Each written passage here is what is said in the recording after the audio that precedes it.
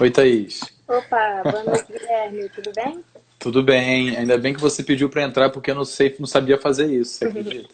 Eu já solicitei aqui para a gente poder passar bastante conhecimento aí pro pessoal que vai assistir. Legal. Oi, Tamires, quanto tempo, hein? Deixa eu colocar aqui para gravar rapidinho, Thaís. Sim.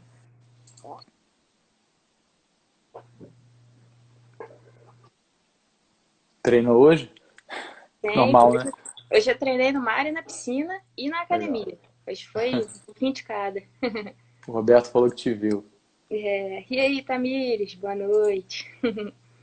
Fala, pessoal, aproveitando para dar boa noite para todo mundo aí. Agradecer pela presença. Tá bom? Tenho certeza que vai ser um bate-papo muito interessante aí para agregar bastante conteúdo para vocês. Como é que tá indo? Uhum. Foi isso aí, ó. Hoje foi pegado. Hoje foi um dia que 3 treininhos de boa. O pessoal brincando aí. Foram 3 treininhos aí de qualidade, bem feitos, né? Terça-feira, geralmente, terças e quintas são mais pegados, dias mais corridos. É verdade? Por que, Thaís? Então, Como é que você organiza assim? dentro da minha programação, né? Hoje sou eu que monto basicamente a minha periodização, a minha rotina de treinos.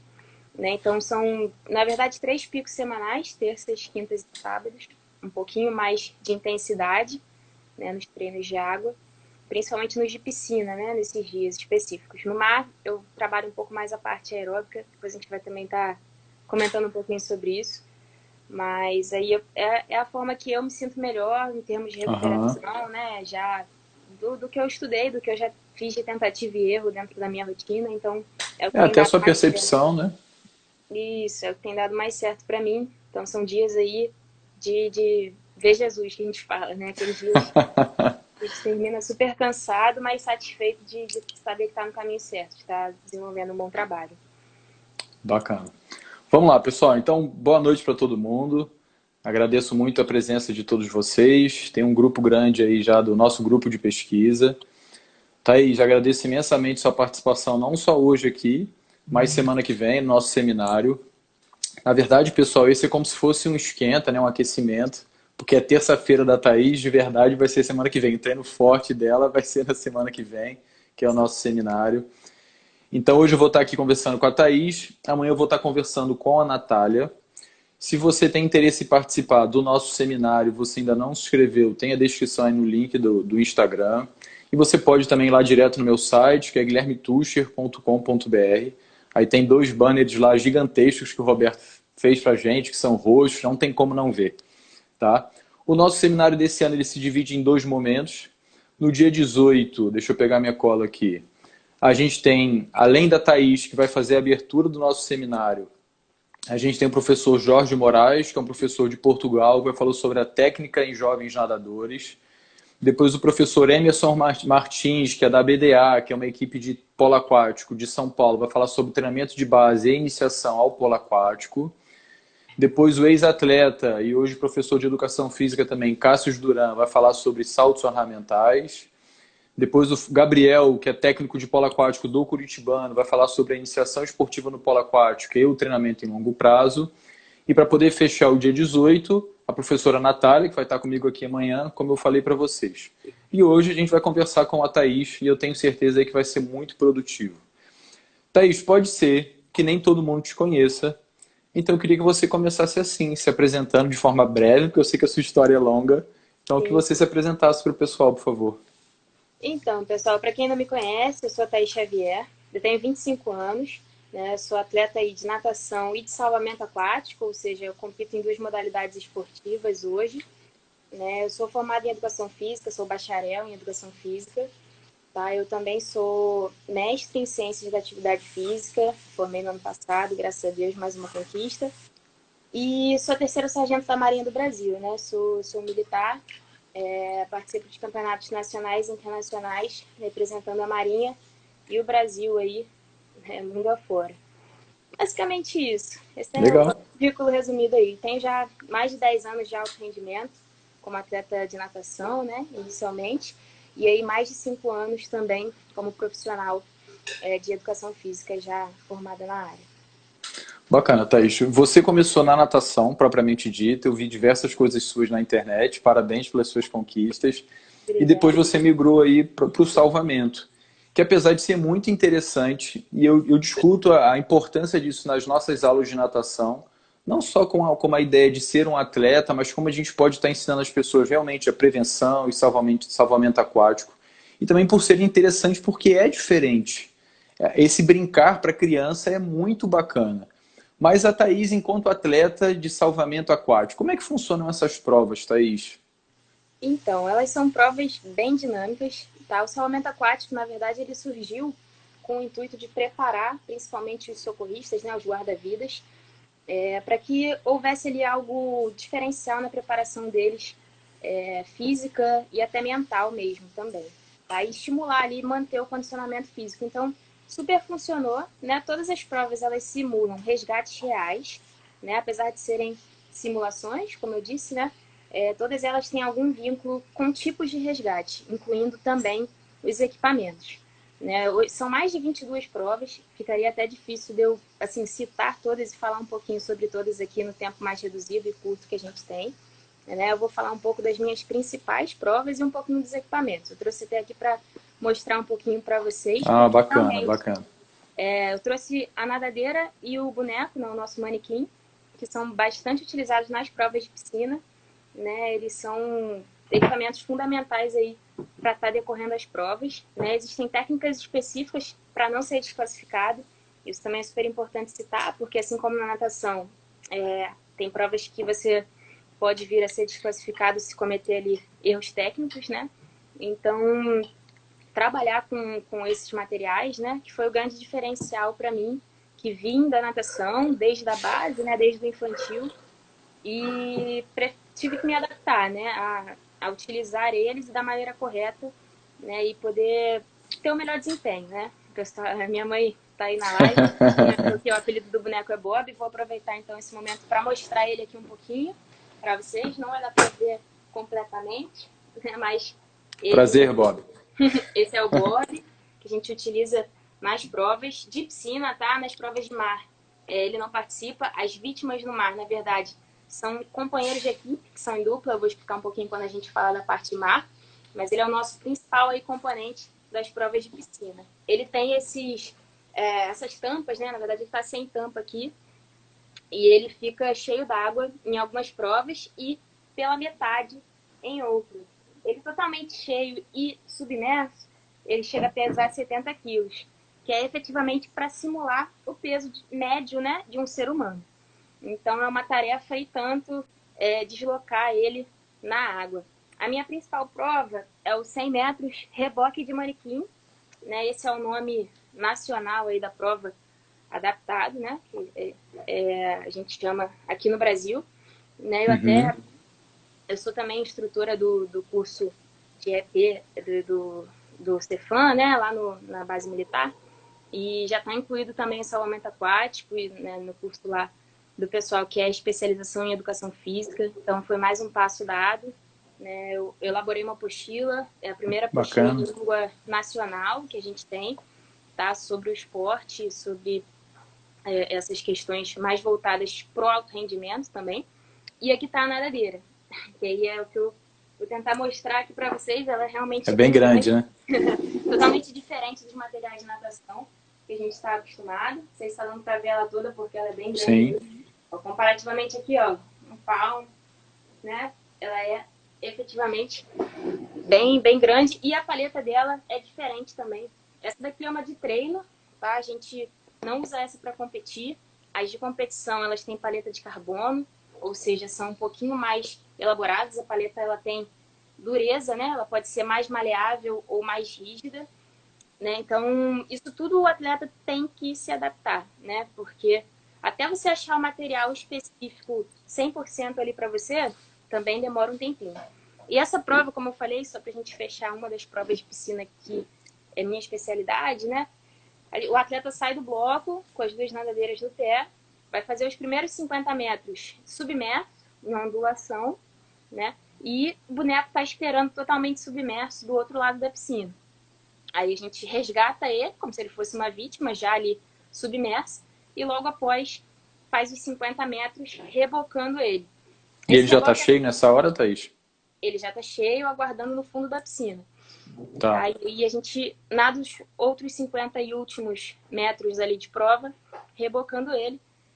Existe uma regra, né, que é diferente, é importante explicar também isso, dos salvamentos convencionais, né, que a gente tem que carregar ele acima da linha do ombro depois que passa da linha de transição. Então a gente reboca unilateral, fazendo a braçada de crawl, e ele abaixo da linha do ombro, né, na verdade. E aí ele tem que estar abaixo da linha do ombro nessa parte, fora da parte de transição. E aí a gente nada mais 50 metros ali até a chegada na borda, uma prova de 100 metros, muito explosiva, né, que requer habilidades de apneia e principalmente uma resistência muito grande de estar carregando o boneco por 50 metros ali. Apesar da nadadeira com paleta de carbono ajudar bastante, né, a propulsão, o deslocamento, é uma prova bem desgastante. Com certeza. E demora um pouco até adaptar, né, meus primeiros anos ali, eu tô desde 2017, né, como atleta de salvamento aquático, e os primeiros anos foi mais de adaptação. Hoje eu tenho cada vez mais maturidade e a partir da tentativa e erro ali, de testar o material, estou chegando realmente no máximo de desempenho, né? Isso também foi visto lá na China, é importante falar sobre o revezamento, né? Existem provas também de revezamento. A gente foi campeã e recordista mundial lá, o time militar do Brasil, as 4 melhores atletas para esse revezamento específico, que foi a Priscila Souza, sargento da FAB, tá? Aí fui eu a segunda, a terceira, a sargento Carol, da Marinha do Brasil também, Carol Ataíde, e a quarta, a sargento também da FAB, Isabel Fagundes. Essa prova é uma prova também bem dinâmica, onde é parecido com a natação, porque para os primeiros 50 metros é o 50 livre clássico ali da natação, o atleta vai desempenhar a maior velocidade possível no nado de crawl, né, não tem muito mistério, segue também as regras ali da FINA, de ondulação, tudo normal. A segunda pessoa, né, o segundo componente do revezamento. Que foi você, no caso, né? Isso. Vai nadar 50 metros com nadadeira. E aí pode ser livre, pode ser submerso. A maneira mais rápida é a de ondulação, então no alto rendimento ninguém nada crawl ou qualquer outro estilo, o pessoal vai tudo submerso. Atualmente, meu tempo lá na China foi 18 baixo, 18 segundos, para vocês terem uma noção da velocidade que a nadadeira consegue imprimir, né? A nadadeira não, a nadadeira não nada sozinha. É você. Mas que a gente consegue colocar, né, durante o nado, bem veloz mesmo.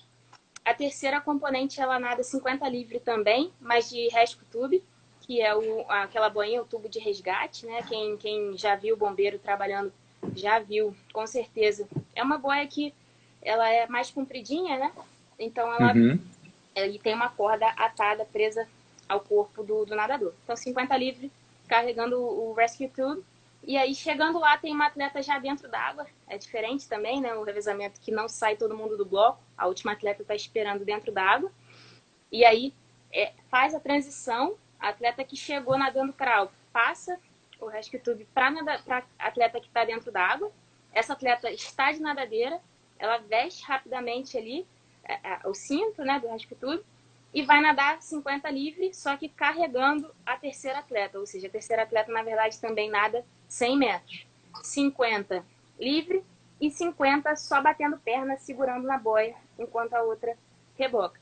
São provas, né, que simulam realmente o resgate, né? Requerem muita velocidade, muito tempo de reação, muita troca de material e resistência para poder estar realizando o reboque, né, principalmente carregando um peso de um ser humano, né, o tempo todo, e tudo buscando o alto rendimento, o melhor tempo. Lá na China a gente ganhou por 13 centésimos, né, foi uma prova super emocionante e apertadinha, né, que trouxe o recorde mundial militar pra gente, mas foi no aço. A equipe da China, né, anfitriã super forte, e a gente foi para vencer e conseguimos, graças a Deus. Então, as provas, né, todas elas são muito dinâmicas, perderia muito tempo aqui também explicando. Vou falar um pouquinho melhor também durante o seminário, vou apresentar algumas delas, né, mas basicamente hoje eu trouxe 2 provas aí, uma que é a minha especialidade e a outra que a gente conseguiu o melhor resultado até hoje, né, no feminino, para o salvamento aquático, né?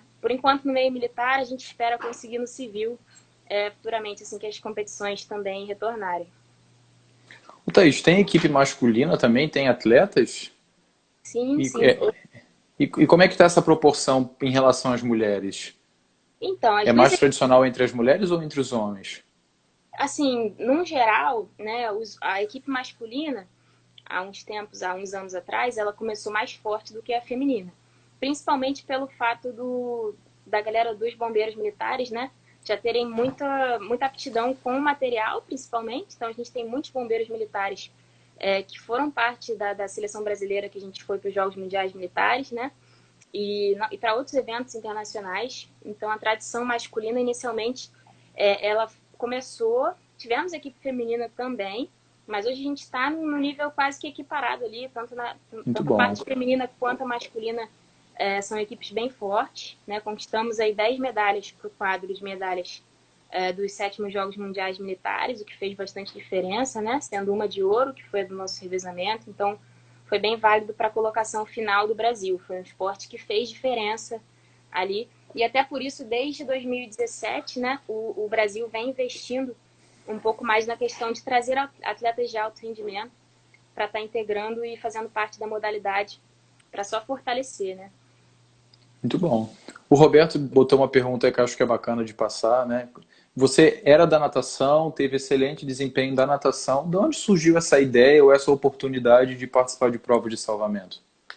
Então, a grande verdade é que eu sempre tive muita facilidade com o pé de pato no treinamento. E aí, o meu sonho, assim, era competir de pé de pato. Mas, poxa, podia ter uma natação de pé de pato. Pô, eu sou boa, gosto de treinar com material, tenho facilidade, gosto de treinar. Podia ter uma competição. Eu comecei a pesquisar para saber se efetivamente existia, né? E foi mais ou menos na mesma época que surgiu o edital, né, da Marinha. Eu sou a mais antiga, né, da modalidade, então eu fiz parte do primeiro edital de salvamento aquático, né, feminino. E aí eu pesquisei ainda mais, né? Eu tinha visto já a questão da fin swim, né? Que também é um campeonato onde a galera usa até a monofin, né? Que é aquele Aham. pé de pato duplo de sereia, né? E já estava super interessada em participar de algo parecido. E foi quando surgiu, coincidentemente, o salvamento aquático, né? A oportunidade de estar disputando essa vaga no edital.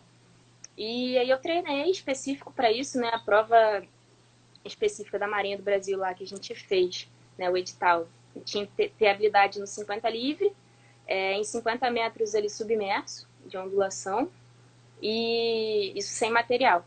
E um pouquinho de corrida explosiva, 400 metros. Então, eu fiquei um Uhum. tempo treinando específico para ter o melhor desempenho possível na prova classificatória. E aí, graças a Deus, deu tudo certo. E desde então, eu me formei terceiro sargento e faço parte desse programa olímpico, né, da Marinha, o programa de atletas de alto rendimento, e represento, né, o salvamento aquático. E desde então se tornou meu foco. Continuo competindo na natação, mas eu me Ah, apaixonei pelo continua? esporte. Legal. Sim, sim. Não sabia. Mas me apaixonei pelo esporte e aí o foco se tornou realmente representar e evoluir no salvamento aquático. A base é a natação, então eu continuo competindo, consigo ter também um bom desempenho, mas não tanto quanto antes, que era basicamente só natação, natação. Sim. Hoje eu divido um pouquinho entre as duas modalidades, então está sendo um desafio tanto, mas está sendo super positivo. Thais, existe algum país no mundo onde o esporte seja assim mais tradicional, mais organizado, uma federação mais forte? Sim. O esporte, por ter esse atrativo de provas de piscina e provas de praia, ele acabou popularizando muito, né, principalmente em países como a Austrália. A Austrália é a nossa grande potência no civil, né, onde a natação já era febre, sempre foi, desde a época do Thorpe e anteriormente também. E também é um país que investe muito no surf, tem grandes surfistas, é febre também. Então acabou que esses dois ambientes, pro salvamento aquático, que tem provas de praia e piscina, se tornam muito propícios. Aham. Lá é muito difundido, a gente tem a iniciação esportiva no salvamento aquático, a gente tem mini bobs, né, que a gente chama, né, tem mini manequins menores, mais leves, para que as crianças tenham contato e já comecem a pegar a parte técnica desde jovens, né? Então isso é um passo à frente que eles estão. Assim, se um dia no Brasil a gente conseguir chegar em algo parecido, será excelente, porque eu também vejo, né, uma grande possibilidade do esporte crescer muito aqui, né? Então, já tem outros países também, Nova Zelândia tem uma equipe muito Que é forte. perto ali, né? Isso. Aí na Europa a gente tem principalmente ali a Alemanha, a França, a gente tem grandes potências já há muitos e muitos anos investindo no esporte de salvamento aquático. E aí os atletas já estão num nível bem elevado ali, principalmente no civil, né? E que nem todos os atletas são militares, alguns dos tops são, outros não. Uhum. Então acaba ficando meio misto, mas no civil é um esporte já bem, bem forte. Hugo, rapidinho, antes de fazer a sua pergunta. Thaís, eu estive na Austrália em 2018 e isso que você falou, eu presenciei realmente lá. A gente aqui no Brasil gosta muito de praia, mas eu acho que para a maior parte das pessoas o gostar de praia é ficar na areia bebendo cerveja. E não foi o que eu vi lá. O que eu vi lá, o gostar de praia, é todo mundo dentro da água, mesmo com medo de tubarão, que é muito comum lá. As pessoas estão acostumadas com isso.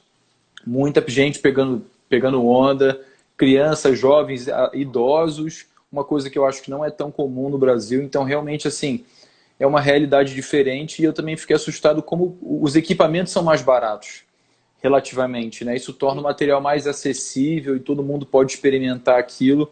Aí vivencia, toma gosto e depois acaba, se for o caso, se tornando atleta.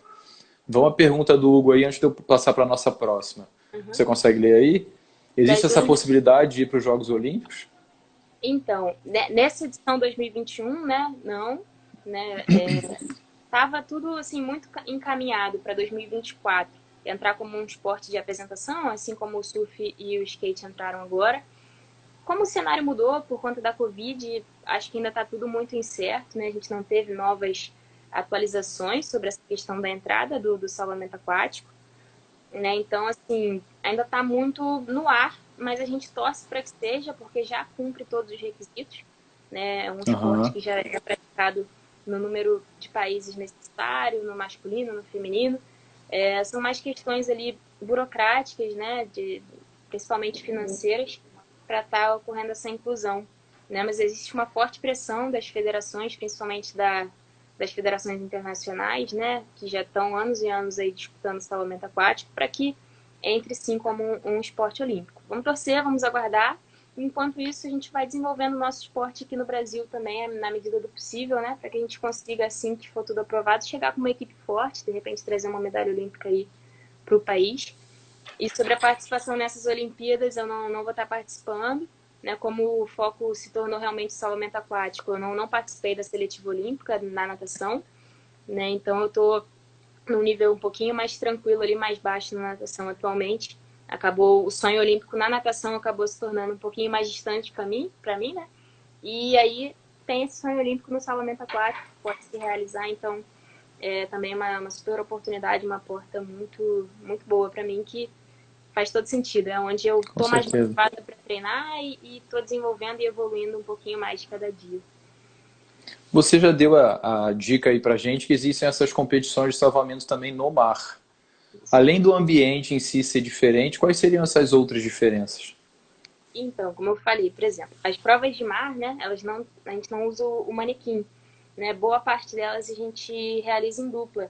Um atleta, né, da dupla, basicamente como vítima e o outro como resgatista, né? Tem duas provas super interessantes, uma é realizada com pranchão, na verdade o mar, ele tem até mais equipamentos, a gente tem mais equipamentos que na piscina, né, a serem utilizados nas provas. A gente tem até o surf ski, que é uma espécie de canoa, de caiaque ali, um pouco, só que de velocidade. Ele é bem fininho, bem estreito, então o equilíbrio nele é um pouco mais difícil, mas ele chega a atingir 18 km por hora, quando o atleta consegue desempenhar Aham. tudo feito, mas ele pode chegar numa velocidade bem alta, bem elevada.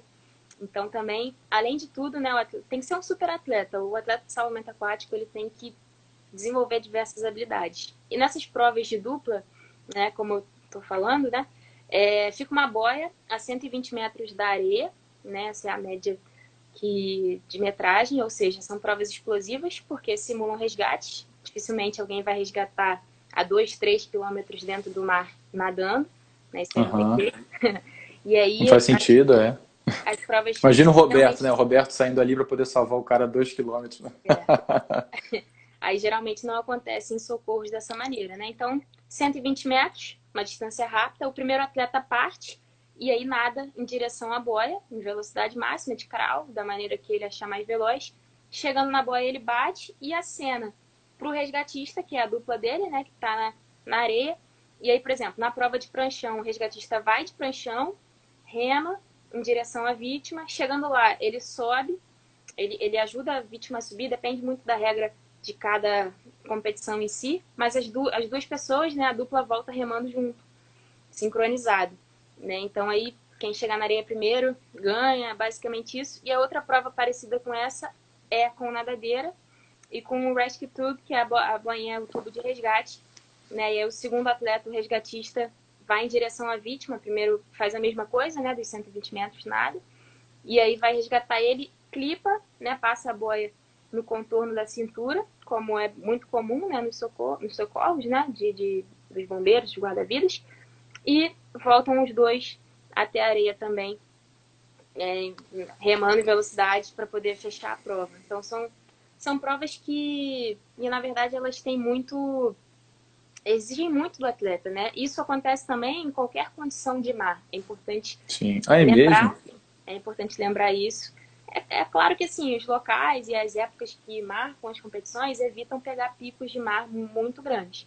Mas pode acontecer, né? A gente sabe que é um ambiente totalmente Sim. ali imprevisível, né? Então o atleta tem que estar pronto para encarar qualquer tipo de mar, vento e essas localizações, né? Saber estar no ambiente de águas abertas, né? Também não ocorre só em mar, ocorre também em rios e lagos, né? Dependendo Ah, do lugar, interessante. né? Não é só mar. Normalmente, né, 90% das vezes é mar, mas também tem que estar pronto para rio, lago. Então tem que saber estar num ambiente de águas abertas, se posicionar e saber o melhor percurso, saber lidar ali com as adversidades que esses ambientes têm, né? Então o atleta tem que estar pronto, 100% Preparado. sempre. É engraçado assim, que apesar de serem duas provas de salvamento, as provas em si são completamente diferentes porque levam em consideração a característica do ambiente, né? Porque eles poderiam muito bem colocar um manequim, o Bob, lá no fundo, a 120 metros, e você ter que rebocar. Mas Uhum, não, são contextos diferentes. sim. O seu desempenho, ele é melhor em piscina, você treina mais para piscina. Desde que eu entrei para o salvamento, eu tenho feito mais essa transição para o mar, né? Hoje, Ah, tem feito? Aham. tenho, sim. Na verdade, tenho mais facilidade, sim, com piscina, por conta de todo o histórico, né? Que eu comecei na piscina e é um ambiente que eu sempre fui um pouquinho mais, é, assim, mais adaptada, né? O mar é uma coisa um pouquinho mais recente, dos últimos 5 anos que eu venho encarando um pouquinho mais. Na minha fase de base, cheguei a fazer algumas travessias, né? Mas nunca foi um ambiente de treino frequente, sempre foi piscina. Então, desde que o salvamento aquático surgiu, eu tenho estado bem mais no mar para poder me adaptar, para poder entender um pouquinho mais sobre Uhum. corrente, sobre vento, sobre, bom, como fazer o melhor percurso, contorno de boia, né? Porque tem um pouquinho disso tudo no salvamento, né? Hoje meu desempenho é ainda melhor nas piscinas, mas eu venho me adaptando cada vez mais, buscando também adaptar o pranchão, por exemplo, no mar, remar de pranchão, que é totalmente diferente, é uma coisa muito nova para mim. O pranchão que a gente usa no salvamento, ele é um pouquinho mais grosso, né? Ele tem um pouquinho mais de estabilidade, mas a gente rema ajoelhado. É tipo um pedalboard, quem já acompanhou alguma competição também de pedalboard. Então também é diferente, também tem que saber lidar com o material. E também comecei a incluir um pouquinho mais os treinos de corrida, né? Eu não sou corredora, né? Nunca treinei específico isso, mas foi necessário, porque a gente tem um aquatlon, a gente tem algumas Uhum. provas específicas de habilidade só de areia na praia. Tem o Beach Sprint, que é um tiro de 90 metros na areia, uma areia mais socadinha, então uma prova tipo uns 100 rasos assim do atletismo, só que na areia e em 90 metros.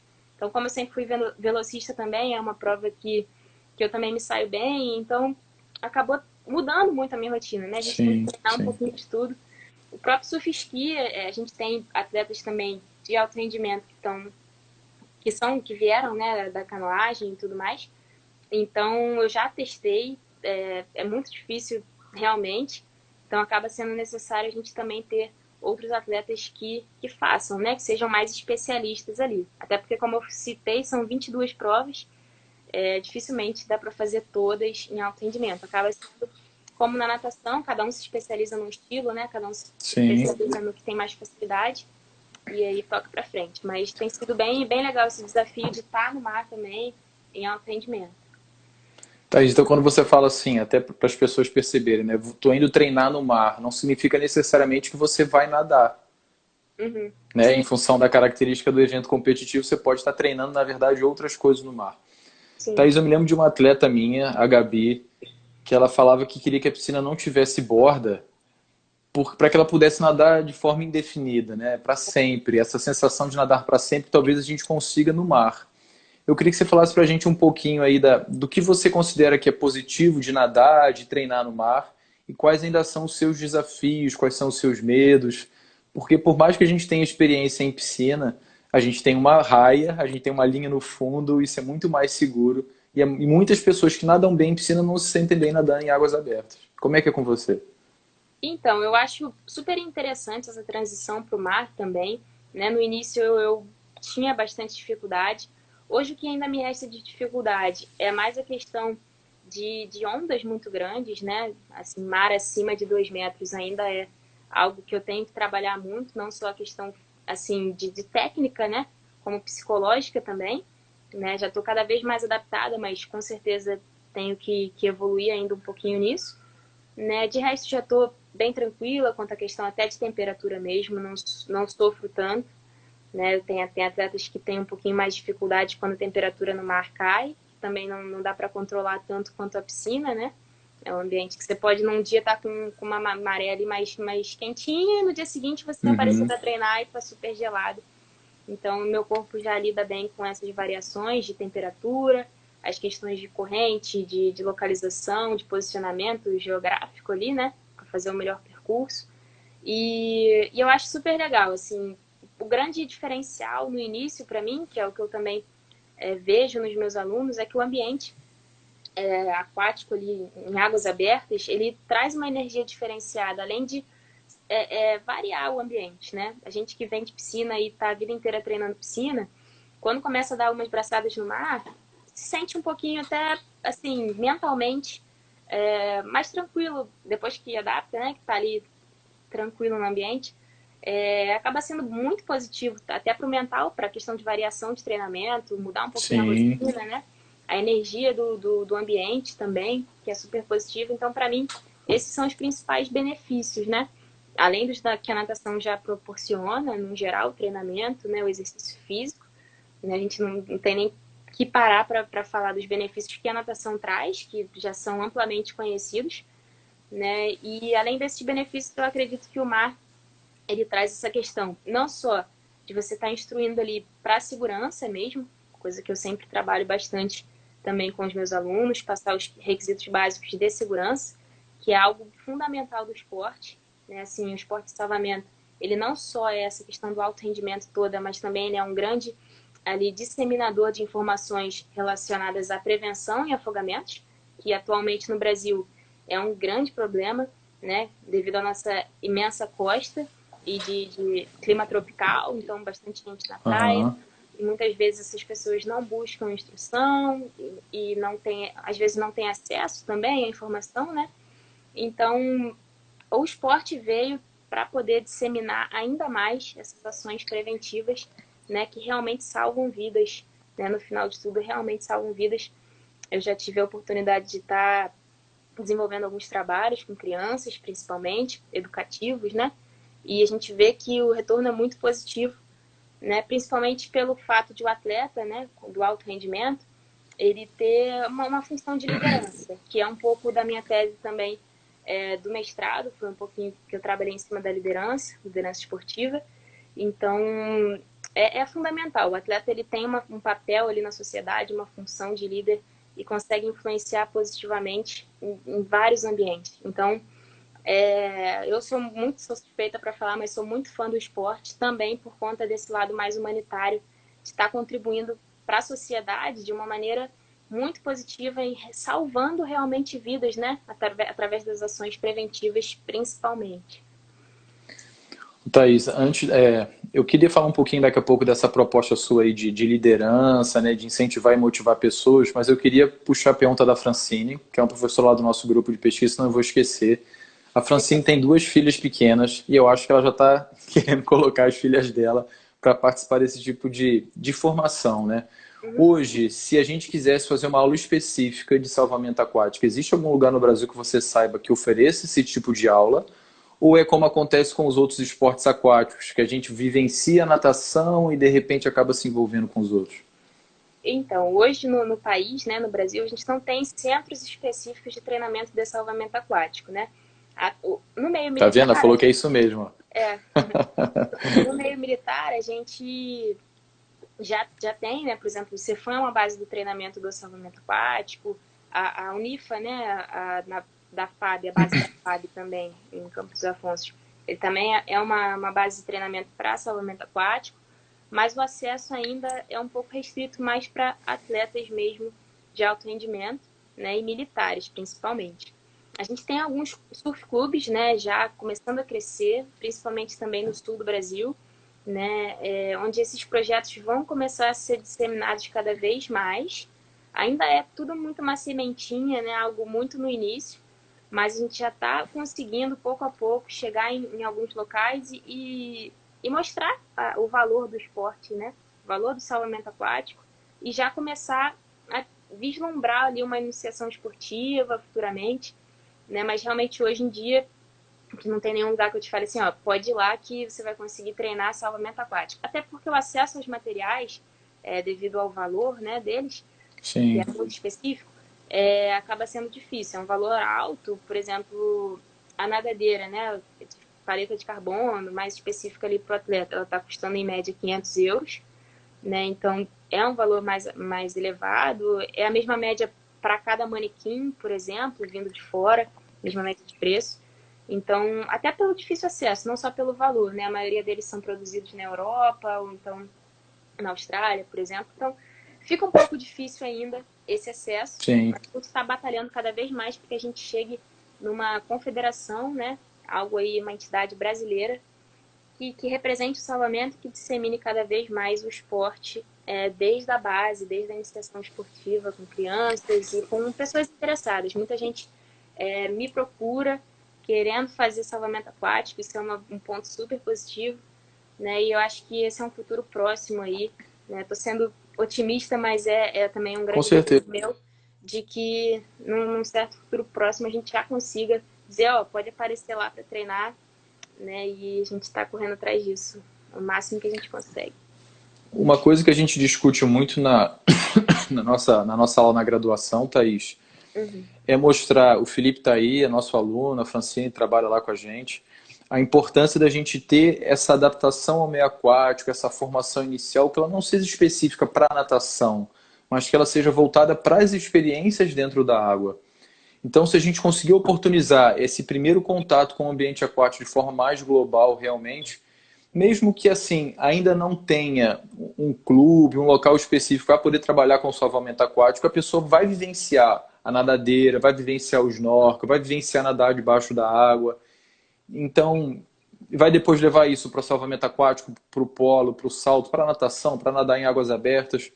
Tomara que algum dia a gente consiga chegar nesse sonho, né? Que a gente tenha uma iniciação mais global e depois realmente a pessoa se especializa.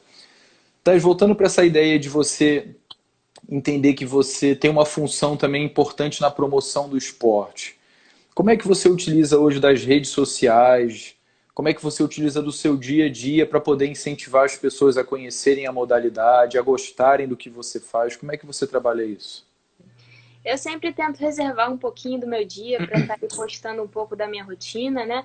Apesar de ser 1% do que eu faço, eu estou sempre tentando mostrar, né? Isso, eu recebo muitas mensagens positivas, não só de pessoas do meio aquático, mas de pessoas voltadas ao exercício físico, né? De, poxa, você postou que treinou hoje e me deu vontade de treinar, então eu consegui superar uma preguiça ou até mesmo alguma outra adversidade e fui. Então eu vejo isso como uma coisa muito positiva, né? Algo que me enche de orgulho, que eu fico muito feliz em poder influenciar positivamente as pessoas, né? Então, o que eu tenho mais feito é realmente postar um pouquinho da minha rotina. Às vezes eu separo um tempo para postar sobre dicas mesmo de como melhorar a ondulação, principalmente, né? Eu postei aqui no meu perfil que eu sou especialista, então eu consigo passar um pouquinho melhor alguns detalhes técnicos, né? Mesmo que de forma global, sem estar vendo ali o aluno ou o atleta, né? Passar dicas gerais que podem ser efetivas realmente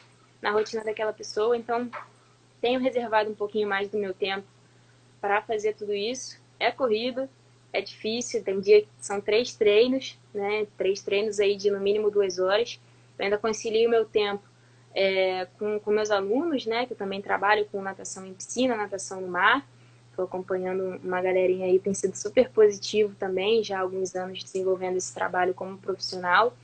Então é sempre bem corrido, mas super gratificante pelo retorno que eu tenho, de bastante gente apoiando e se motivando através de mim também, né? É um papel, assim, bem legal que eu posso estar desempenhando hoje, graças à nossa popularização aí, né? Nossos meios digitais, né? Mesmo à distância, eu consigo estar presente na vida de bastante gente. Isso é bem legal para mim, fico muito feliz. Legal. Pessoal, lembrando que a Thaís vai fazer a abertura do nosso seminário na semana que vem, o Seminário de Ciência dos Esportes Aquáticos. Ele vai ser realizado no dia 18, que é na terça-feira, e também no dia 20, a Thaís faz a abertura. Thaís, você tem essa jornada tanto de atleta quanto de professora. Em algum momento, não tem como a gente fugir disso, você vai ficar cada vez mais professora. Como é que você espera que isso vai acontecer? Como é que você espera que a sua vida vai estar? Como é que você acha, como é que vai ser essa etapa da sua vida de transição para só professora, que já é muita coisa? Sim, assim, eu não tenho um plano já certo, até porque a vida ela vai se moldando, né? O que eu gosto e o ambiente que eu quero estar é trabalhando com esporte, e principalmente aquático, né? Natação, que é a minha praia, natação no mar, e salvamento aquático, possivelmente, né? Se tiver projetos que consigam englobar o esporte, passar esse conteúdo à frente. Eu costumo dizer que, na verdade, eu aprendo muito com os meus alunos, né? Então, acho que essa questão de passar conteúdo, de trabalhar na área também, é muito positiva para mim como atleta. Porque eu mesma também me policio com várias coisas no treinamento, né? Por estar ali presente com eles diariamente e também aprendo muita coisa. Vou adquirindo mais maturidade. Então, tem sido um processo bem legal de já estar atuando, né? Eu atuo desde 2017, tive experiência como técnica no Fluminense, onde foi um clube que eu competi grande parte da minha vida, né? Adquiri bastante experiência como técnica lá inicialmente, né? Nas categorias Mirim Petis, né? Com a base, com crianças. Hoje eu trabalho com crianças, com adultos, com atletas de diversas modalidades, né? Eu acompanho atletas, por exemplo, do triatlon, atletas, por exemplo, do futebol, que usam a natação como benefício ali de condicionamento.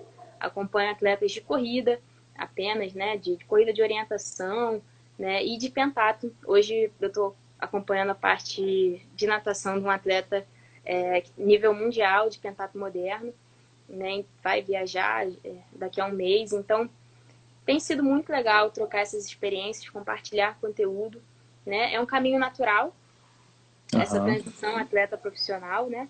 E como a minha rotina é muito prazerosa, é algo que eu realmente amo muito fazer, acaba sendo cansativo, mas muito realmente assim passa, flui e eu vou me divertindo e evoluindo dentro, tanto como profissional como quanto atleta. Então eu me vejo assim trabalhando com esporte, se possível, pro resto da vida, né? Passando esse conteúdo à frente, esse conteúdo que eu tenho aí, não só do que eu estudei como profissional, do que eu continuo me atualizando, mas também de experiências dentro do meio aquático que eu vivenciei e continuo vivenciando aí como atleta. Então a meta é essa, estar envolvida com o esporte e Aham. proporcionando essa mudança, né, que nós como profissionais de educação física, né, temos de realmente mudar a vida das pessoas, desde que seja, assim, às vezes coisas mínimas, né? Muitos atletas me procuraram porque tinham medo do mar, por exemplo, e hoje não querem outra vida. Se sentem à vontade, se sentem num ambiente seguro, colhem todos os benefícios ali dessa prática. Então, eu acho que esses pequenas, grandes coisas, né, que motivam a gente a continuar sempre trabalhando, né? Sempre em frente. Eu vou fazer uma reflexão, é uma pergunta, mas uma reflexão é para a gente, talvez, e a gente já está encaminhando para o final, né? E a gente entender um pouquinho mais do esporte. Hoje, se uma empresa ou se o próprio uma bolsa do governo, alguma coisa assim, pudesse financiar um projeto seu de iniciação, não vou dizer nem de atletas de excelente desempenho, mas de iniciação, de formação de crianças para poder se especializar em salvamento aquático. O que você precisaria? Que tipo de piscina, que tipo de materiais? Como é que seria essa estrutura, se você pudesse escolher tudo que você quisesse? Olha, poder escolher é uma coisa que seria um sonho, realmente, né? Mas basicamente ali uma piscina de 25 já é suficiente, né? Com uma profundidade adequada, né? O salvamento, como a gente tem que buscar o boneco, né? O manequim no fundo, a profundidade mínima é de 1,8, né, metros e Uhum. até 3 metros de profundidade, né? Então teria que ter um padrãozinho parecido com esse, né? E basicamente o material em si. Às vezes um único boneco já é o suficiente para estar revezando o treinamento, porque não nada com boneco o tempo todo, a gente reveza bastante, né? É bem variado o treinamento, até porque pode gerar uma sobrecarga, né? Então tem que haver essa adaptação, mas sem pular muita etapa. Então, basicamente ali, boneco, o rescue tube, o tubo de resgate, né? Algumas nadadeiras, pé de pato de início, né? Já é o básico, já consegue transformar ali muita coisa, adaptar o material, né? Isso não só em piscina, mas também em algum ambiente no mar ali. Hoje eu estou bastante lá Legal. no Posto 6, né? Posto 6 é um celeiro ali, um local ótimo para prática de natação e até de natação de salvamento também, né? É um pouquinho mais calmo, mas para iniciação esportiva é fundamental. Então, assim, são coisas básicas, né, que a gente pode começar ali a desenvolver projetos que podem trazer novos atletas e não só atletas, né? Mas também pessoas que tenham essa consciência em ambiente de águas abertas, em piscina, né, que possam usufruir e passar esse conteúdo à frente também. Um detalhe legal, né, sobre essa questão, voltando um pouco em prevenção, né, em questão de afogamentos, né, eu e o sargento do bombeiro, o Felipe Pereira, não sei se ele está assistindo, mas a gente está sempre junto, e a gente desenvolveu um trabalho com as crianças do Profesp, né, que é o projeto Forças no Esporte, que é tanto na Marinha, com as Forças Armadas em geral. A gente desenvolveu com os atletas que fazem parte, né, as crianças que estão lá. E a gente, nesse questionário, a gente aplicou um questionário, né, sobre afogamentos, no geral. Nele constam alguns dados ali, se você já se afogou, se você já se presenciou algum afogamento, né? E os números são bem alarmantes, com um pequeno N ali, uma pequena quantidade de pessoas, de crianças, a gente já viu algo bem, assim, triste, né? Porque Uhum. são coisas a serem consideradas. E aí, assim, a gente aplicou esse questionário sobre questões de prevenção e sobre afogamentos no geral. E aí a gente fez uma intervenção de 1 hora, isso sem qualquer conhecimento prévio, né, das crianças. Fez uma intervenção de 1 hora e passou o mesmo questionário logo após. E aí houve uma melhora em 30% nas respostas corretas das crianças, ou seja, elas conseguiram absorver realmente alguma coisa ali. A nossa ideia era voltar um tempo depois para coletar novamente o que eles lembravam efetivamente, mas aí foi quando entrou a pandemia, os projetos ficaram um pouquinho mais parados. Mas a nossa ideia é Uhum. continuar desenvolvendo algo bem próximo disso, para a gente continuar disseminando informações, continuar usando as nossas ferramentas para efetivamente diminuir o número de mortes. É a segunda maior causa de morte em crianças hoje no Brasil, né? Então, é alarmante, é difícil, é uma situação triste, mas que a gente pode ir revertendo pouco a pouco, né? Começar com essas pequenas sementinhas, um vai passando para o outro, cada um vai fazendo a sua parte, e a gente vai chegar nessa redução mais drástica aí, com certeza. Tem um dos professores que vai participar do seminário, Thaís, que é o Roberto Gonçalves. Ele é dos saltos ornamentais, foi treinador do Cassius, inclusive, durante bastante tempo, acho que quase a vida toda. E eu lembro que no primeiro seminário que a gente fez até na UFRJ na época, ele falou que para você fazer a iniciação aos saltos ornamentais, você também não precisa de muita coisa. Às vezes as pessoas, você vê, eu te perguntei se você poderia escolher tudo que você quisesse e você falou, na verdade, o básico. Se a gente tem o básico, a gente consegue fazer muita coisa. Então não precisa de nada muito mirabolante, nada disso. A gente precisa de uma piscina, lógico, e é lógico que a piscina é uma estrutura cara, mas a gente também não precisa viajar muito, nada disso, tá bom? Pessoal, eu queria saber se vocês têm alguma pergunta aí específica para a Thaís. Vamos lá, agora é a hora. Esse é só o aquecimento para a Para a palestra. semana Eu que vou vem, é isso aí. me aprofundar um pouquinho mais no esporte, mostrar alguns dados, falar um pouco mais sobre prevenção e afogamentos, né? Então, vão ter dados lá mais fidedignos, mais presentes, né? Não só um bate-papo, algo mais sério, mais aprofundado. Né? Essa foi só uma introduçãozinha, e aí tenho certeza que vocês vão conseguir absorver bastante conteúdo e se encantar também pelo salvamento aquático aí, assim como eu me encantei.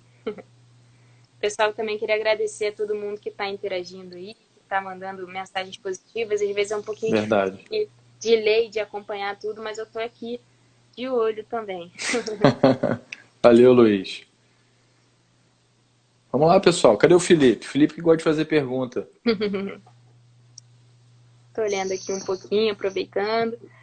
Pessoal super interagindo aí. Obrigada mesmo pelo carinho. Né, isso me move bastante, né, de continuar nessa missão aí, dividindo toda a minha rotina para compartilhar esse conteúdo com todo mundo. Oi, Niara. E sair ganhando. Caramba, quanto legal. tempo.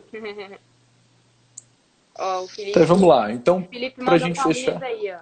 Esse também é um Felipe? grande nome do salvamento aquático, né? Ele Ah, legal. é sargento bombeiro militar aí, guarda-vidas, tem bastante experiência, foi medalhista lá nos Jogos Mundiais Militares também. Parabéns, Felipe. Ele que plantou essa sementinha também, muito do que eu sei da parte técnica, graças ao Felipe, né? Me deu muitas e muitas dicas. Hoje a gente troca informação o tempo todo e estamos juntos aí sempre em prol do nosso salvamento aquático aí para deslanchar e atingir o maior número de pessoas. Você falou do Felipe, me lembrou que uma das apresentações, e o outro Felipe também que participou, ele falou do projeto Botinho.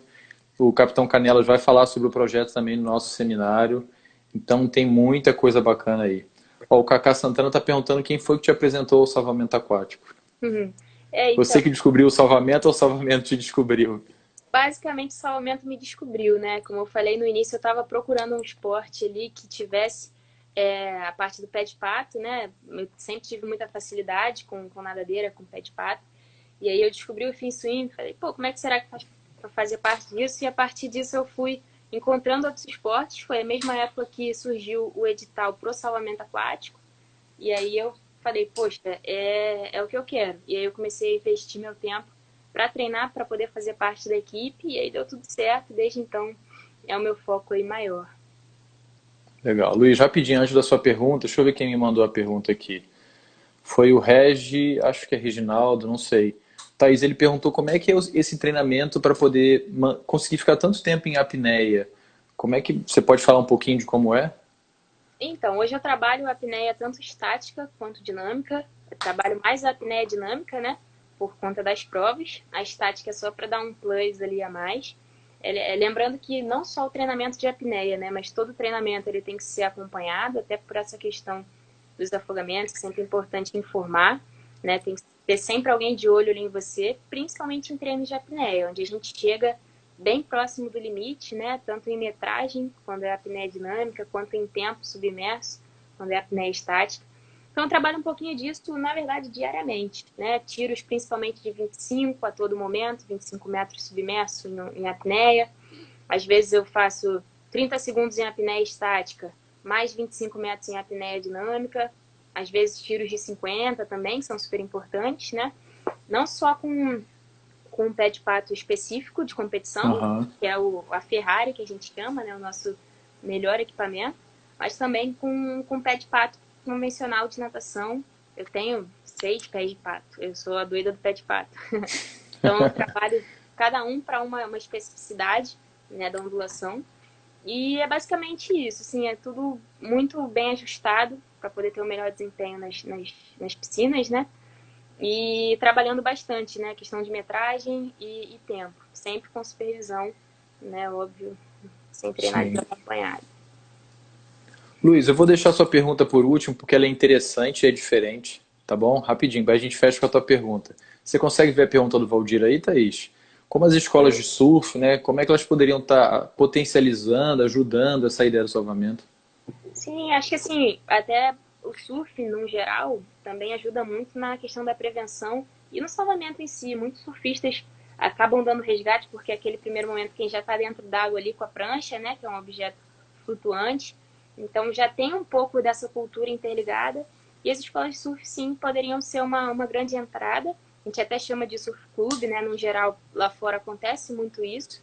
Não são só escolas de salvamento, mas também surf clube, é tudo muito interligado, né? Então, são sim portas de entrada, são potencializadores, precisam ter um pouco mais dessa vivência e conhecer, né, a modalidade. Acho que hoje a gente está lutando cada vez mais para divulgar e para que mais pessoas conheçam o esporte, que ainda muita gente, poxa, salvamento aquático, não sei o que é, nunca vi, porque realmente está muito no início aqui no nosso país, né? Então, acho que primeiro é essa porta de entrada de apresentar o esporte, de ter mais competições, que é o que a gente também está correndo muito atrás, mais competições no civil, regionais, estaduais, né, para que mais gente conheça e realmente se interesse e possa vir a apoiar e a disseminar o esporte por aí. Legal, vamos lá. Vamos à pergunta do Luiz. Eu acredito que será a última, tá bom? Eu achei a sua pergunta interessante, Luiz, porque foge um pouquinho daquela ideia que a gente tem do atleta, de treino, etc. E hoje, em função das redes sociais, o atleta ele tem que passar uma imagem para as pessoas, não só como a Thaís falou, de promotora do esporte, mas até em função de patrocínio, etc. Então, como você vê isso, Thaís, da importância de você saber se comunicar, de falar corretamente, de atingir as pessoas quando você fala? Eu acho que é super importante. Eu vim trabalhando isso desde mais nova, né? Eu sempre fui muito quietinha, sempre. Não é que eu tivesse dificuldade de comunicação, mas eu era um pouco mais fechada, não era tão extrovertida, não tinha muita facilidade em trocar ideia. Isso veio evoluindo naturalmente comigo, não só como atleta, mas também como profissional, né? A faculdade em si ajudou muito, o mestrado ajudou muito. Trabalho com psicólogas também, a maneira de realmente se expressar, né? De passar esse conteúdo à frente. Eu acho que isso é muito importante, não só para atletas, né? Mas para todo ser humano, porque é através dessa troca de conhecimentos, de ideias, que a gente realmente evolui e que também não deixa de ser uma vitrine para o atleta, para conseguir mais patrocínios, para conseguir alguma maneira de apoiar. A gente sabe que o esporte, atualmente no Brasil, ele caminha aí a pequenos passos, então ter apoiadores é fundamental, principalmente em esportes aquáticos, que normalmente são esportes um pouco mais caros, um pouco mais elitizados, né? Você está falando da questão de ter uma estrutura de piscina, de ter um bom material. Então, acho que a maneira do atleta se portar, né, e ter essa facilidade aí em comunicar, em se comunicar, de colocar para fora ali o que ele pensa e a rotina, né, é super importante. Acho que é uma coisa que todo atleta deveria trabalhar em cima para colher os frutos positivos. Excelente, Thaís. Thaís, mais uma vez agradeço a sua participação aqui. A Thaís, mais uma vez, pessoal, vai fazer a abertura do nosso seminário na semana que vem. É o nosso terceiro seminário de Ciências dos Esportes Aquáticos. Será realizado no dia 18, que é terça-feira. Vai ser a abertura às 13h45 com o professor Leandro. Depois a Thaís, às 14 horas, começa. E também no dia 20, começando às 20 horas. Você pode fazer a sua inscrição para poder receber certificado, se você quiser, no site www.guilhermetucher.com.br, ou então você pode ir direto lá na nossa página do YouTube e acompanhar as apresentações de forma livre, tá bom? Thaís, quer se despedir, por favor? Obrigada, pessoal. Boa noite aí para todos. Obrigada pela participação, por interagirem, por estarem aqui. Né? E semana que vem tem mais, para quem estiver lá no seminário, nas palestras. Tá bom? Aguardo todos vocês e vamos continuar aí. Quem tiver alguma dúvida, alguma coisa extra, pode mandar no direct. Também estou super solícita aqui, tentando responder a todos vocês. Tá bom? E obrigada a quem acompanhou, a quem vai assistir depois. Né? Tô super à disposição. Obrigada, Guilherme, pela Que oportunidade isso. aí. Mais uma Foi um vez, super prazer. legal poder compartilhar esse conteúdo. Tá bom? Tá Basicamente, bom, a gente se obrigada a vê. todo mundo que acompanhou. A gente vai se falando na semana que vem. Tem mais por aí. Valeu, pessoal. Tchau, tchau. Tchau, tchau. Boa noite. Boa noite.